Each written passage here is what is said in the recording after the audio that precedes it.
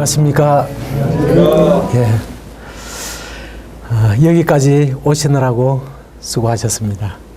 이제 내가 하나님 앞에 얼마나 큰 죄인인가, 하나님이 보실 때 내가 어떠한 현실 가운데 놓여 있는가, 하나님 앞에 얼마나 절박한 그러한 인생의 모습인가 하는 것을 이렇게 살펴봤습니다. 이제는 하나님께서 우리가 다 구원받기를, 모든 사람이 구원받기를 하나님이 원하시지만은 이 하나님은 모든 사람을 다 구원하지는 않습니다. 왜 그럴까요? 하나님은 먼저 하나님께 대한 회개와 그 다음에 예수 그리스도를 믿는 사람을 구원하시기 때문에 그렇습니다. 내가 하나님 앞에 회개하지 않는 사람은 하나님이 결코 우리를 구원하지 않습니다. 예. 그러면 어떻게 하면 구원을 받을 수 있을까요? 먼저 구원의 확신의 근거는 나의 노력이나 정성에 있는 것이 아니라 예수님이 이루신 공로와 그 사실을 기록한 성경 말씀을 믿는 믿음에 있다라는 것입니다. 이것이 무슨 말인지 이해가 되십니까? 예, 구원의 확신을 갖는 것은 내가 노력하거나 내가 정성을 다해서 나의 그 노력의 결과로 얻어지는 것이 아니라고 하는 것입니다. 그럼 무엇일까요?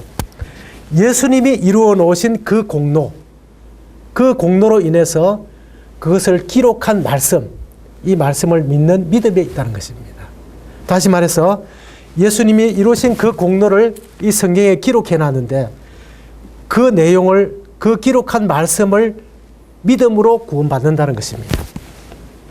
자, 그러면 먼저 하나님께서 이 성경을 기록하게 하신 이유가 있었습니다. 이 성경을 기록하게 하신 목적, 이유가 무엇일까요? 이 성경에 나와 있습니다.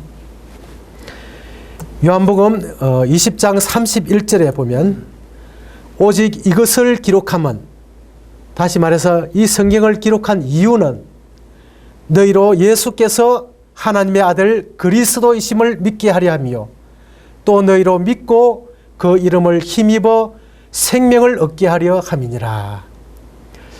이 구절에서 보면 하나님이 이 성경을 기록하신 이유가 예수님이 하나님의 아들이다 하는 것과 예수님이 그리스도라는 것, 그리스도는 메시아, 즉 구원자라는 뜻입니다. 예수님이 하나님의 아들이고 구원자라는 것을 믿게 하고 그 사실을 믿음으로 구원을 받게 하기 위해서, 생명을 얻게 하기 위해서 이 성경을 기록했다 이 말이죠. 그래서 한마디로 말하면 예수님을 믿고 생명을 얻게 하기 위해서, 다시 말해서 구원을 받게 하기 위해서 이 성경을 기록했다, 그런 뜻입니다. 자, 그러면 어떻게 예수님을 믿는 것인지 이것을 구체적으로 살펴보도록 하겠습니다. 예수님을 믿는다고 했는데 어떻게, 무엇을 구체적으로 믿는지 이것을 알아야 되겠죠. 에베소서 1장 13절에 보면 그 안에서 너희도 진리의 말씀 곧 너희의 구원의 복음을 듣고 그 안에서 또한 믿어 약속의 성령으로 인치심을 받았으니, 이 구원받은 사람에게는 성령이 임하는 것입니다. 이 성령이 없는 사람은 구원받지 않는 사람이거든. 그럼 성령을 어떻게 받을까요? 성령을 받는 방법을 말하고 있습니다. 진리의 말씀 곧 너희의 구원의 복음을 듣고 그 안에서 믿을 때에 약속으로 성령이 들어오신다는 것입니다. 내 마음에. 자, 그러면 구원의 복음이 뭘까요? 이 구원의 복음을 알아야 그것을 믿게 되겠죠. 구원받는 복된 소식이라는 말이죠.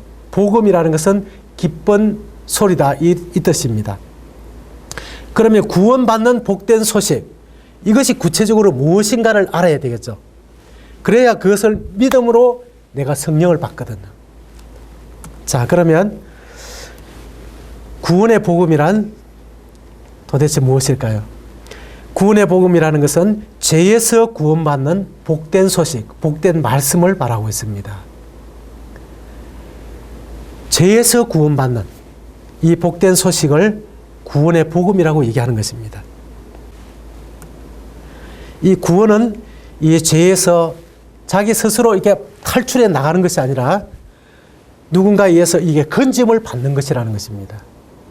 많은 사람들이 오해하는 가운데 한 가지가 뭐냐 하면 이 죄에서 자기 스스로 이 벗어나 보려고 노력하는 것입니다. 여러분, 이 아이가 물에 빠져 있는데 그 물에 빠졌다는 그 자체가 스스로 자기 능력으로 나올 수 없다는 것을 말하고 있죠. 그래서 이 아이가 물에 빠져 있으면 물에 안 빠진 사람이 뛰어가서 그 아이를 건져내야 되는 것입니다. 그죠? 자기 스스로는 절대 헤엄쳐 나올 수가 없어요. 나올 수 있으면 물에 안 빠졌겠죠. 그래서 이 구원받는 것은 내 노력으로 얻는 것이 아니라 누군가가 건져줌으로써 얻게 된다는 것입니다. 자, 그래서 이 천국은 나의 노력으로 가는 것이 아니라 누군가의 도움으로 간다는 것입니다. 그래서 성경은 구원을 선물이라고 이렇게 말씀하고 있는데요. 우선 우리가 구원받는데 오해하는 것이 있는데 그 5가지를 한번 살펴보도록 하겠습니다. 자, 여러분 마음에 이 5가지 중에 나는 어디에 해당하는가 한번 살펴보십시오. 첫째는 지은 죄를 내가 착하게 남을 도와줌으로써 그 죄를 없애려고 하는 마음입니다. 혹시 이런 마음 가지고 계십니까? 이런 마음 가지고는 안 된다는 것입니다.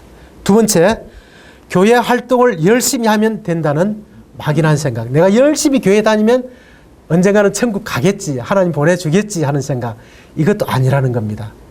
그 다음 세 번째는 나의 죄는 내가 해결해야지 남이 해결하면 안 된다. 내가 지은 죄는 내가 해결해야지. 이렇게 생각하는 것도 구원받을 수 없다는 것입니다. 또 네 번째는 구원은 죽어봐야 알지 살아있으면서 내가 구원받을지 구원 못 받을지 어떻게 알 수 있느냐 이렇게 생각하는 겁니다. 이것도 틀렸다는 것입니다. 다섯 번째는 구원은 단번에 받는 것이 아니라 꾸준한 노력으로 시간이 지나면서 계속 노력해서 얻는 거라고 생각하는 것. 여러분은 이 5가지 중에 어디에 해당하는 것 같습니까? 예. 이 5가지가 다 이 구원받는데 이것은 다 틀렸다는 것입니다. 이렇게 해서는 우리가 구원받을 수 없다는 것입니다. 구원은 왜냐하면 물에 빠진 사람을 단번에 건져내듯이 우리가 죄에 빠져 있는 우리를 하나님이 구원하실 때에 단번에 건져내시기 때문에 내 노력으로 건짐을 받는 것이 아니라 하나님이 건져주시는 것입니다. 그래서 이 5가지의 이 오해를 가지고 있다면 이것을 이제 버리시고 하나님이 어떻게 하면 구원받을 수 있는지 계속해서 잘 들어보시면 좋겠습니다. 자, 이 구원은 행위가 아니라 은혜로 얻는다라고 성경은 기록하고 있습니다. 에베소서 2장 8절 9절에 보면 너희가 그 은혜를 인하여 믿음으로 말미암아 구원을 얻었나니 이것이 너희에게서 난 것이 아니요 하나님의 선물이라. 이 구원은 하나님의 선물이라고 말했죠. 예. 그리고 너희가 그 은혜를 인하여 믿음으로 말미암아 구원을 얻었나니 이 구원은 은혜를 믿음으로 받는다고 이렇게 말하고 있습니다. 또 구원을 얻었나니 했는데 구원은 현재 얻었다는 것을 지금 에베소 성도들에게 이 바울이 지금 말하고 있는 것입니다. 성도들, 구원받은 성도들에게. 그래서 너희들이 은혜를 믿음으로 말미암아 구원을 얻었다. 얻었나니 현재 얻은 것이다. 그렇게 말하고 있거든. 그래서 죽어봐야 그때 구원을 받았는지 안 받았는지 알 수 있다. 이렇게 얘기하는 것은 이 성경 말씀하고는 안 맞죠. 그죠? 그래서 구원은 지금 오늘 이 순간에 받을 수 있습니다. 그리고 하나님의 선물이라고 했는데 자, 여기에 이 성경책을 내가 만약에 선물로 이제 준다고 생각합시다. 성경을 이 선생님한테 내가 선물로 드렸는데 1,000원만 주세요. 이렇게 하면 이 선물이 될까요? 안 될까요? 선물이 안 되겠죠. 1,000원짜리에 파는 거죠. 그죠? 예. 그래서 이 선물이라는 것은 전혀 대가를 받지 않고 그냥 주는 것이 선물입니다. 그래서 하나님도 우리가 새벽기도 좀 잘 나갔다고 또 헌금 좀 많이 냈다고 이렇게 해서 구원을 주는 것이 아니라는 것입니다. 이 구원은 하나님이 일방적으로 아무 대가를 받지 않고 주는 것이 선물이거든. 그래서 이 구원은 선물이다 하는 것을 기억해 주시고 들으시면 좋겠습니다. 그리고 9절에 보면 행위에서 난 것이 아니니 이는 누구든지 자랑치 못하게 함이니라. 이 구원은 행위에서 난 것이 아니라는 것입니다. 왜냐하면 천국에 가서 새벽기도 잘해서 구원받은 사람이 있으면 그렇게 해가지고 천국에 보내주면 천국에 가면 또 자랑하겠죠. 서로 자랑을 하면 서로 상대방의 마음을 어렵게 하는 것입니다. 천국에는 죄가 없는 곳이거든. 그래서 전부 다 공짜로 구원을 받게 하기 때문에 천국에 가면 그냥 그저 하나님 감사합니다 하고 자랑할 게 없도록 해놨다는 것입니다. 자, 하나님이 율법을 이렇게 사람들에게 주셨는데 그 율법을 주신 이유가 있었습니다.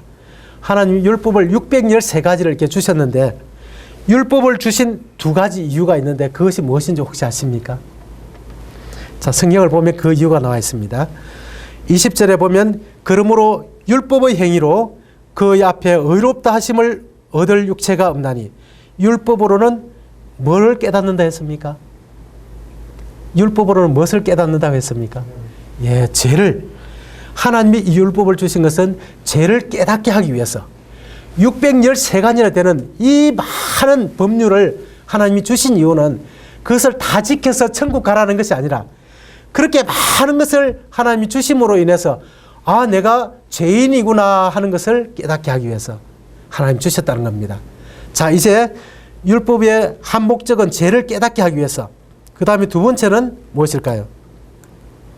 갈라디아서 3장 24절에 보면 이와 같이 율법이 우리를 그리스도에게로 인도하는 몽학 선생이 되어 우리로 하여금 믿음으로 말미암아 의롭다함을 얻게 하려 함이니라. 이 율법이 또 한 가지 하는 것은 율법이 네가 이제 죄인이니까 이제 큰일 났다. 빨리 이 죄 문제를 해결하지 않으면 지옥에 가니까 빨리 따라와 하고 나를 이끌고 어디로 가느냐면 예수님께로 데려간다는 것입니다. 몽학 선생은 옛날에 그 부잣집에서 아이들을 학교에 이렇게 자녀들을 등하교시키는 그 사람을 말하고 있습니다. 그래서 율법이 몽학 선생이 되어서 우리를 그리스도에게로 데리고 간다는 것입니다. 그래 예수님에게로 가면 이 죄 문제가 해결될 수 있는 길이 그곳에 있다는 거죠. 그래서 예수님을 믿음으로 의롭다함을 얻게 하기 위해서 이 율법이 그런 역할을 하도록 하나님 주셨다는 겁니다. 자, 이제는 이 죄를 우리가 해결하기 위해서는 어떤 분은 이렇게 생각합니다. 교회에 가서 그냥 막 회개하면서 하나님 앞에 막 빌면은 용서를 구하면 그 죄가 용서되는 줄로 알고는 막 눈물 콧물을 흘리면서 주여 이 죄인을 불쌍히 여겨 주시옵소서 주여 주여 이렇게 눈물로 흐느낍니다. 그래서 교회가 정말 하나님의 놀라운 사랑으로 해서 그 해방의 기쁨으로 찬송이 우러나야 그 예배당이 그냥 하나님께 회개하는 그 통곡 소리로 주변을 울음바다로 만드는 그런 기이한 현상이 지금 일어나고 있다는 것입니다. 이 죄는 내가 회개하고 용서를 빈다고 없어지는 것이 아니라 죄는 반드시 갚아야만 해결된다는 것입니다. 갚아야만 용서가 돼요. 이 차를 뒤에서 누가 와서 들이받았어요. 들이받아가지고 차 뒷범퍼가 막 쪼개졌습니다. 그런데 뒤에 탄 사람이 내려와가지고 아이고 기사님 정말 미안합니다. 한 번만 용서해 주십시오. 그러니까 간절히 빌면은 그 사람이 용서해 줄까요? 용서해 주겠습니까, 여러분은? 안 되죠. 어떻게 하면 될까요? 이 차를 고장을 냈으니까 그것을 보험 처리를 하든지 돈을 주든지 해서 이 변상을 해서 고쳐줘야만 되는 겁니다. 고쳐주고 나면 아이고 미안합니다 하면 그때는 용서가 되는 겁니다. 그죠?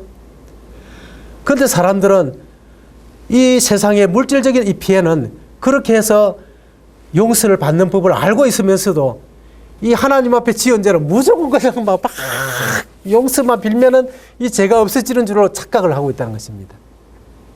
자, 그러면 이 하나님 앞에 이 죄는 어떻게 하면 갚을 수 있을까요? 성경은 그것을 어떻게 말하고 있을까요? 레위기 17장 11절입니다. 여기에 보니까 이 죄를 갚는 법, 이것이 나와 있습니다. 육체의 생명은 피에 있음이라. 생명이 피에 있으므로 피가 죄를 뭐한다 했습니까? 속하느니라. 예, 피가 죄를 갚는다는 것입니다.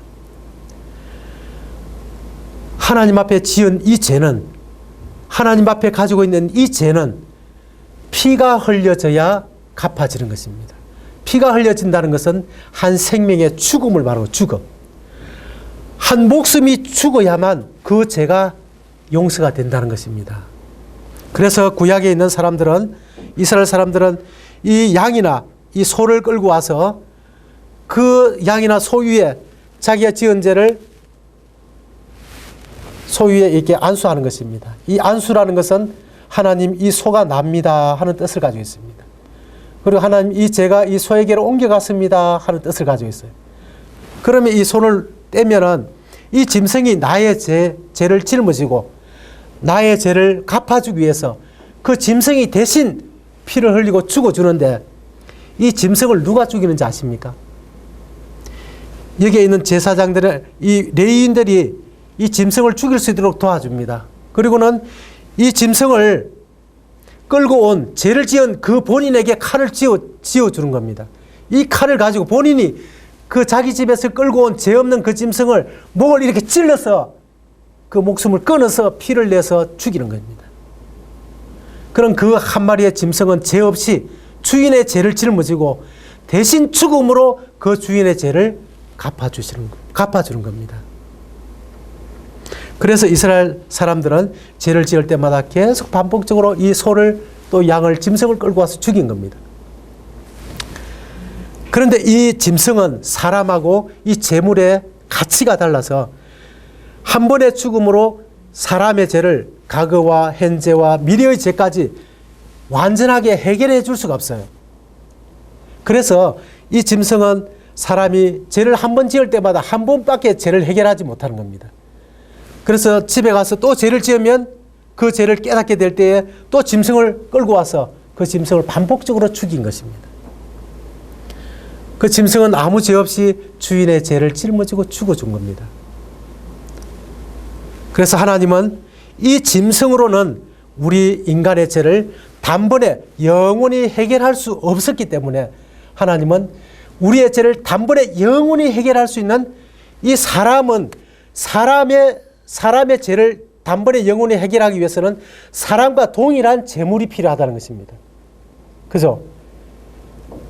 그래서 사람이 죽어야만 사람의 죄가 단번에 영원히 완전하게 해결될 수 있는 것입니다. 그래서 하나님은 이 예수님을 이 세상에 보내신 것입니다. 예수님의 이름의 뜻이 아들을 낳으리니 이름을 예수로 하라. 이는 그가 자기 백성을 저희 죄에서 구원할 자이십니다. 예수님은 자기 백성을 저희 죄에서 구원하기 위해서 오셨다는 것입니다. 그것도 단번에 영원히 죄를 해결하기 위해서. 마태복음 20장 28절에 보면 예수님의 오신 그 이유를 구체적으로 말하고 있는데요. 인자에 온 것은, 예수님이 이 세상에 온 것은 섬김을 받으려 함이 아니라 도리어 섬기려 하고 자기 목숨을 많은 사람의 무엇으로 주리 함이니라 했습니까? 대속물. 예, 대속물로 주기 위해서. 이 짐승의 그 생명으로는, 피로는 사람의 죄를 한 번밖에 해결할 수 없으니까 하나님이 우리 인간의 죄를 단번에 영원히 죽을 때까지 지을 죄를 다 해결해 주기 위해서 하나님의 독생자, 아무 죄 없는 그 예수님을, 하나님의 아들을 이 세상에 인간의 모습으로 우리의 죄에 대한 대속물로 보내주셨다는 겁니다. 자, 이 예수님은 천지를 창조하신 하나님의 아들이고, 요한복음에 보면 이 예수님이 없이는 아무것도 예수님이 이 모든 만물을 창조하는데 예수님이 그 모든 창조를 하셨다고 기록하고 있습니다. 그래서 예수님이 창조자다 이렇게 기록하고 있어요. 자, 그런데 그 예수님이 사람이 되어 오신 겁니다. 그래서 그 예수님이 만약에 나의 죄를 위해서 죽는다면, 나의 죄에 대한 대속물이 되신다면 나의 과거의 죄뿐만 아니라 현재의 죄, 미래의 죄까지도 대속하고도 남겠죠. 충분한 가치가 있겠죠. 그죠? 짐승은 사람보다 이 가치가 떨어지기 때문에 한 번밖에 해결할 수 없지만 이 예수님은 우리 인간보다 가치가 어떻습니까? 우리 인간과 비교될 수 있습니까? 우리 인간과 비교할 수 없는 엄청난 가치를 지니고 있다는 것입니다. 그래서 예수님이 만약 우리 죄를 위해서 죽는다면, 대속물이 된다면 나의 과거와 현재와 미래의 죄까지 단번에 완전하게 해결된다는 것입니다. 그렇겠죠? 예. 그래서 그 일을 위해서 예수님이 이렇게 오셨다는 것입니다. 아무 죄 없는 예수님이 머리 끝부터 발끝까지 이 죄투성이 나를 대신해서 대속물이 되기 위해서 이 죄를 옮겨온 것입니다. 짊어지고 그 예수님이 어디로 가셨을까요? 요한복음 1장 29절에 보면 이렇게 기록되어 있습니다. 같이 한번 읽어주실래요? 시작. 보라, 세상 죄를 지고 가는 하나님의 어린 양이로다. 이 예수님이 나의 죄뿐만 아니라 이 세상에 있는 모든 사람들의 죄를, 이 세상 죄를 예수님이 짊어지셨다는 것입니다. 예수님은 이 천지 만물을 창조하신 분이기 때문에 세상 죄를 충분히 질 수 있는 그런 분이시거든요. 그래서 이 예수님이 세상 죄를 지고, 예수님이 이 세상 죄를 지고 우리의 죄를 해결하기 위해서 어떻게 하셨을까요? 만약에 예수님이 이 세상 죄를 지고 죽지 않고 바로 하늘로 올라가셨다면 우리의 죄가 해결될 수 있을까요? 용서될 수 있을까요? 안 되겠죠. 왜냐하면 대속물은 죽어야만 죄가 갚아지기 때문에. 자, 그런데 여기 보니까 이게 서가 있는 사람이 나라고 생각해 보십니다. 내가 옛날에 태어나서 지금까지 살아오면서 지은 죄가 있을 것입니다. 또 앞으로 살아가면서 또 지을 죄가 있겠죠. 이것이 세상 속에 들어 있습니까? 세상 밖에 있습니까? 세상 안에 있죠. 그럼 세상 죄를 질 때에 과거와 미래의 죄가 포함이 됐을까요? 남아 있을까요? 포함이 됐다는 것입니다. 그런데 이 죄를 예수님이 다 짊어지고 앞으로 내가 살아갈 때 미래가 아직 나는 모르는데 그 미래의 죄까지도 예수님이 다 짊어졌다는 사실입니다. 얼마나 놀랍습니까? 그 죄를 짊어지고 예수님이 대속물이 되기 위해서 어디로 가셨을까요? 이 십자가에 가셨다는 것입니다. 십자가에 달려서 장장 6시간 동안 예수님은 그 참을 수 없는 인간의 한계를 넘나드는 그 고통을 6시간 동안 다 하시면서 모든 피와 물을 다 쏟아내시고 우리의 죄를 단번에 영원히 해결하셨다는 것입니다. 예수님이 왜 하나님의 아들이 십자가에 달려서 저토록 비참하게 고통 가운데 죽어가야 했습니까? 누구 때문에 그랬습니까? 누구 때문에 예수님이 저렇게 십자가에 달렸습니까? 그 양을 죽인 것은 죄를 지은 그 주인에게 양을 죽이라고 했습니다. 하나님. 이 예수님을 십자가에 못 박은 것은 로마 병정이 아니라 죄를 지은 내가 예수님을 십자가에 못 박았다는 것입니다. 그래서 이 예수님이 십자가에 달려서 내 죄를 짊어지고 6시간 동안 그 고통의 한계를 넘나드는 이 고통 속에서도 그 십자가를 벗어버리지 않고 끝까지 그 십자가에서 모든 피와 물을 다 흘리시고 이 생명을 잃었다는 것입니다. 그리고 나의 죄를 예수님이 다 담당을 하신 것입니다. 이 사실이 어디에 기록되어 있을까요? 그 사실을 본 사람이 나는 보지 못했습니다. 그리고 그때 그 사실을 본 사람은 다 죽었습니다. 그러면 그 사실을 우리가 어떻게 알 수 있을까요? 하나님은 이 성경 말씀을 통해서 우리가 본 것 이상으로 더 정확하게 볼 수 있도록 이 성경을 기록해 놨습니다. 베드로전서 2장 24절입니다. 친히 나무에 달려 그 몸으로 우리 죄를 담당하셨으니, 담당이라는 것은 가져갔다, 짊어졌다 이런 뜻입니다. 친히 나무에 달려 십자가에 달려 그 몸, 예수님 몸으로 우리 죄를 가져갔다. 가져갔으면 여러분은 죄가 있는 것일까요? 여러분의 죄는 누가 가져갔습니까? 예수님이 가져가셨죠. 그럼 예수님이 여러분의 죄를 위해서 형벌을 받아버렸으면 여러분의 죄는 갚아진 것입니까? 안 갚아진 것입니까? 누가 갚았습니까? 예수님이 갚으셨죠. 이 우리 속에는 우리는 복수입니다. 이게 복수 속에 단수인 내가 들어가는 것입니다. 그래서 친히 나무에 달려 그 몸으로 내 죄를 담당하셨으니 예수님이 이 십자가의 죽음으로 내 죄를 담당하신 것입니다. 예수님이 내 죄를 갚아버린 것입니다. 그럼 이제 내 죄가 용서됐습니까? 안 됐습니까? 용서가 되었죠.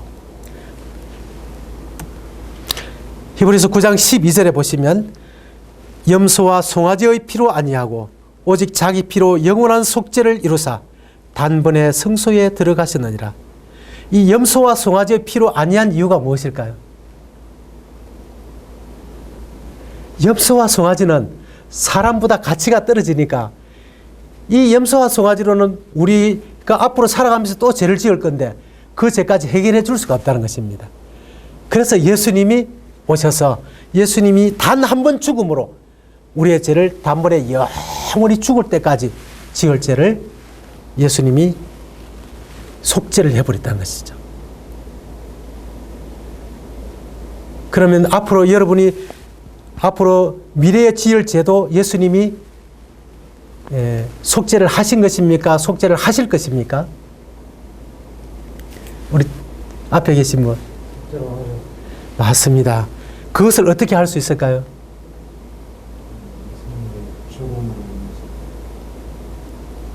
예, 맞습니다. 예수님의 죽음으로. 그런데 그것을 우리가 눈으로 확인할 수 있는 방법이 뭐가 있을까요?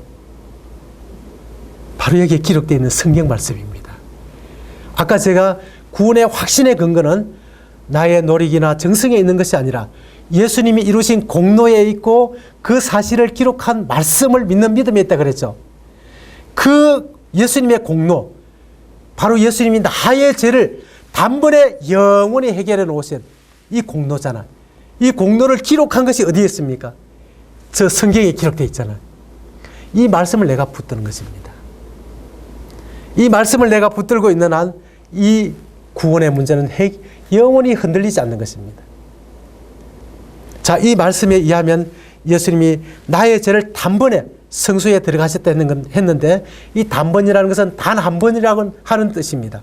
성소는 이 지성소인데 단 한 번 예수님의 피를 가지고 하나님 앞에 가서 우리의 죄를 영원히 속죄를 해버렸다는 것입니다.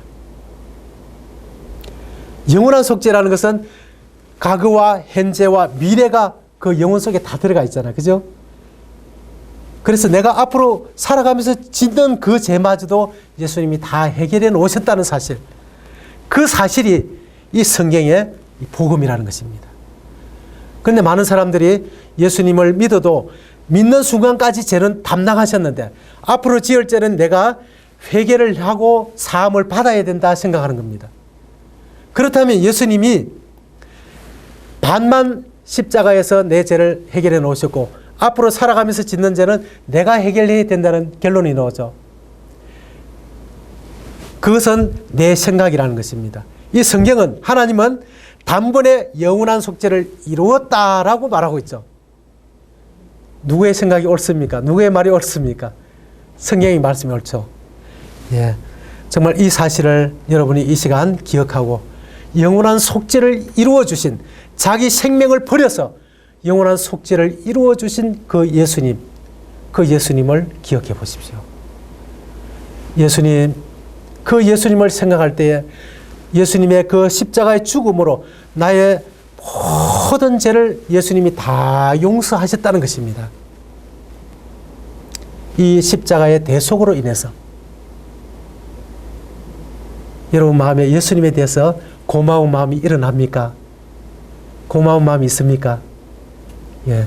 그럼 이 시간 예수님 정말 감사합니다. 한번 고백해 보십시오. 큰 소리로 한번 고백해 보십시오. 예수님 정말 감사합니다. 예. 이 예수님은 정말 우리의 감사를 받으시기에 충분한 대가를 지불하신 분입니다. 그분은 나의 주님이 될 자격이 있는 분입니다. 그죠? 그분은 나의 구주입니다.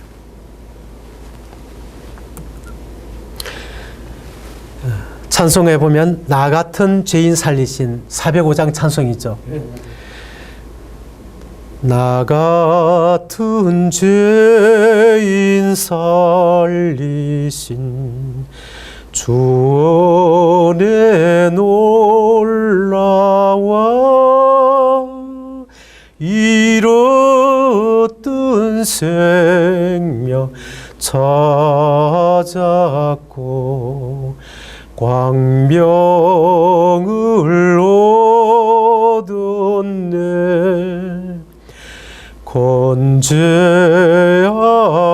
건재하게서 건지신 주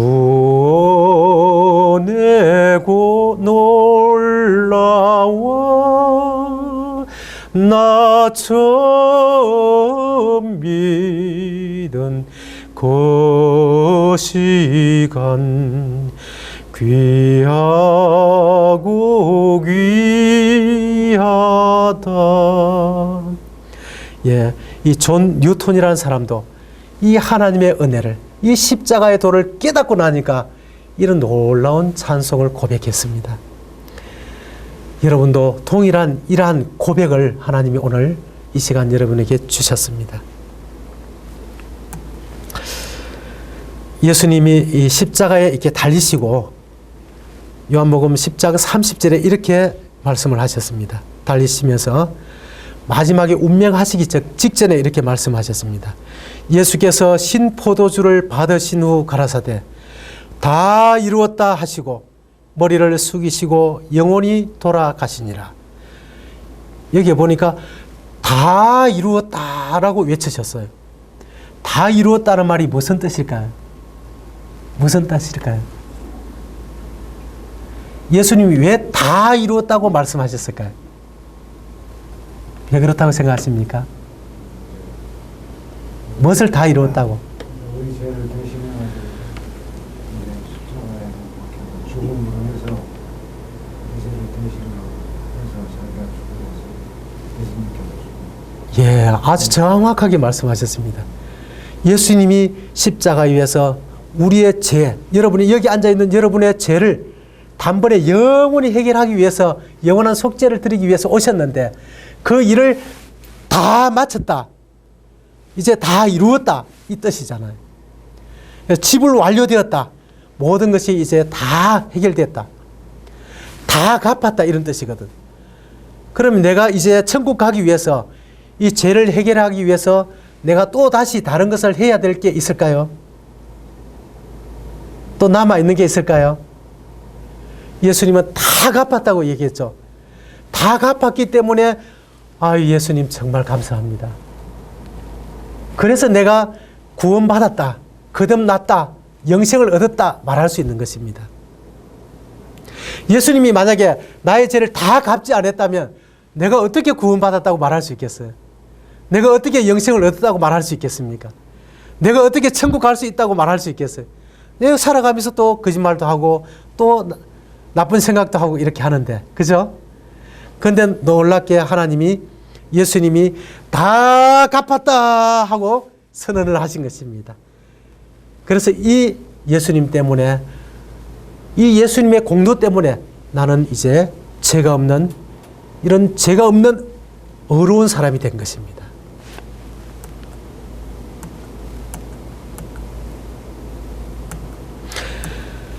그래서 요한복음 5장 24절에 보면 내가 진실로 진실로 너희에게 이르노니 내 말을 듣고 또 나 보내신 이를 믿는 자는 영생을 얻었고 심판에 이르지 아니하나니 사망에서 생명으로 옮겼느니라. 왜 심판을 받지 않는다고 했을까요? 왜 이제 심판을 받지 않을까요? 예수님을 믿는 사람은 왜 그럴까요? 그렇죠. 구원을 받았고 예수님이 나를 대신해서 심판을 받아버렸기 때문에 이제 내가 심판받을 게 없죠. 그래서 현재 사망에서 생명으로 옮겨버린 것입니다. 이 마귀의 소속에서 하나님의 자녀의 소속으로 옮겨와 버린 것입니다. 얼마나 감사합니까? 그래서 예수님을 생각할 때 예수님 감사합니다. 이렇게 우리가 고백하는 것입니다.